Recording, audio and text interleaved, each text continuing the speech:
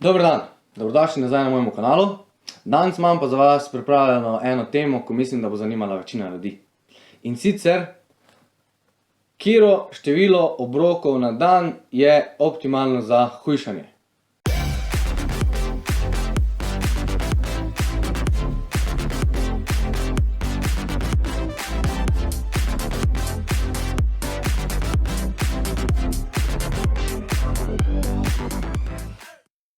Spet ena taka tema, ko se mi zdi, da je večinski del populacije ali na levi strani ali na desni strani, ni pa neke zlate sredine, kjer bi en rekel, mogoče deli to, kar tebi najbolj paše za najboljši napredek, a ne. Vsi smo ali, vsake 2 uri, zaradi tega, da boš lahko nadzoroval sitost, pa prvo kot prvo še tudi zaradi tega, da boš lahko ohranil mišično maso, zato ker če 3 ure ne boš jedel, oziroma če 4 ure ne boš jedel, boš pa začel razpadati. Medtem ko na drugi strani so pa pol eni, jej samo enkrat na dan, ne jej po 6 uri, jej samo 2 do 3 obroke na dan, zaradi tega, ker bla bla bla, ne vem karkoli. Teda 2 pola imamo, na sredini je pa mogoče 5 ljudi, ko pa reče, pizdarija, kaj pa če bi jedel, tako te paše, pa gledajo, da imaš to, pa se držiš tega. Gremo pogledati, katero število obrokov je najboljše za hujšanje. In sicer, danes si bomo dejansko pogledali študijo, ne bom govoril kar nekaj jaz na pamet, glede na to, kaj jaz mislim. Študija je pa bila narejena na ljudeh, pregledovala je pa, katero število obrokov je boljše za hujšanje, bolj kot ne iz vidika oksidacije maščob, nivojev sitosti, na splošne počutja in pa določenih markerjev krvi. Imeli so pa 2 skupini, eni so jedli 3-krat dnevno, eni so jedli 6-krat dnevno, poskrbeli so, da imajo vsi isti vnos beljakovin, poskrbeli so, da imajo vsi isti vnos kalorij. Sam pač eni so jedli 3-krat, eni so jedli 6-krat. Pa eno stvar, ko je treba še tu povedati, oksidacija maščob ne pomeni hujšanja.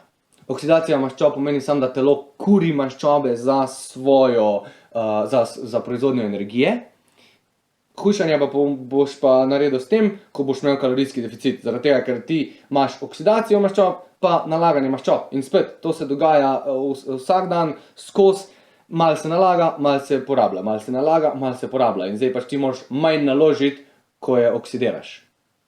In to lahko naredi samo s kalorijskim deficitom. Ok, zdaj, teda študija zdaj ni neka popolna študija, ima itak omejitve, ima mali vzorec, ampak se je pa pokazalo par stvari, ko se kažejo tudi iz drugih študij, pa nasploh iz realnega življenja.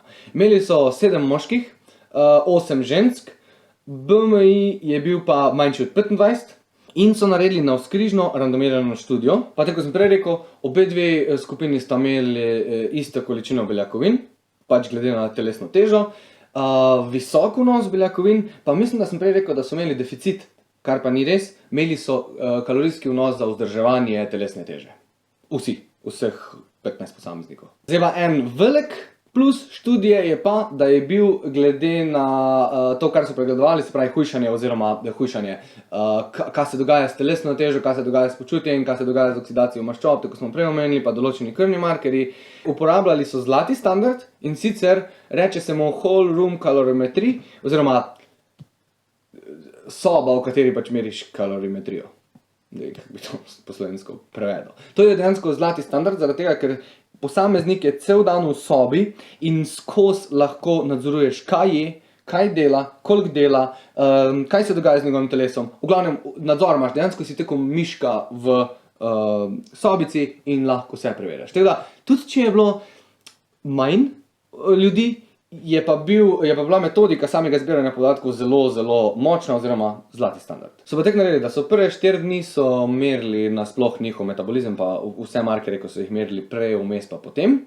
Pol so pa 4. dan, pač jih razdelili v 2 skupini, eno so dali na 3 obroke, eno so dali na 6 obrokov in pol so bili za cel dan postavljeni v testo sobo, kjer so merili vse parametre. In pol so za 2 tedna spremenili svojo prehrano, se pravi, če so bili prej na 3 obrokih, so zdaj šli na 6 obrokov, ko so bili prej na 6 obrokih, so šli pa na 3 obroke. Kar je spet en plus študije, zaradi tega, ker v bistvu izključiš tudi genetiko, oziroma zelo individualiziraš same podatke oziroma rezultate. No, in zdaj, kaj se je pokazalo v študiji, torej, če pogledamo, se vidi, da energijska poraba, oksidacija maščobe, oksidacija ogljikovih hidratov, število korakov in količina mikrogibov se med skupinama ni signifikantno razlikovala, oziroma je bila zelo podobna, sploh ni nekih razlik, plus zelo so bili konsistentni rezultati od človeka do človeka. Ok, in zdaj, kaj bi lahko iz tega zaključili? Zaključili bi lahko, oziroma tudi oni so zaključili, da razlike v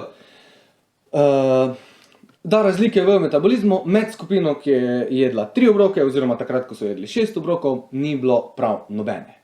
Edino, kar bi pa jaz izpostavil, je pa tu, da ima mogoče malo prednosti skupina, ki je jedla 3 obroke dnevno, takrat, ko so bili obroki pametno postavljeni v prvi vrsti, kar v tej študiji, po mojem mnenju, niso zdaj glih bili, bi jaz malo drugače naredil, ampak, če optimalno postaviš 3 obroke, bo za dolgi rok, za hujšanje, oziroma tudi za vzdrževanje telesne teže, mogoče malo bolj optimalno. Zaradi tega, ker pa se je pokazala ena in edina razlika v študiji, in to je percepcija sitosti. Posamezniki, takrat, ko so jedli 3 obroke, so bili v onem času, ko niso jedli, bolj siti, kot takrat, ko so jedli 6 obrokov, med unim 2 urama, naprimer, ko niso jedli. Med unim 2 urama so bili bolj lačni, kot posameznik med unimi 4 urami, ko ni jedel, takrat, ko je jedel 3 obroke. Teda, iz vidika sitosti se očitno nekaj zgodi z določenimi peptidi oziroma z določenimi hormoni, kar se tudi kaže iz študij Time Restricted Eatinga, ampak ta študija ni gledala glih Time Restricted Eatinga posebej, oziroma prav tega. Teda, za adherenco pa vemo, da je pomembno, predvsem ko hujšamo, da pač lahko nadzoruje svoje nivoje sitosti. Zdaj, eni to delajo s tem, da pojejo 26krat preveč beljakovin, eni se nalivajo z vodo, eni se nalivajo z vodo in umetnimi sladili, eni se nalivajo z radensko, z doko ima mehurčke, pa te še bolj nasiti, eni pa enostavno mogoče kak obrok dajo stran in pač telo pol lažje nadzoruje sam apetit. Teda, ne bom zdaj rekel, da so 3 obroki bolj za hujšanje oziroma za vzdrževanje telesne teže, ali pa da je 6 boljš. Ni se pokazalo signifikantne razlike iz vidika metabolizma, za dolgi rok je moje mnenje še vseeno, da bi rajš pol izbral 3 obroke, ko pa 6 obrokov, ampak to se mora pa pol sam odločiš, glede na njegov life, pa ne glede na to, kako sploh pač zgleda njegov urnik iz dneva v dan. To je to. Hvala za ogled.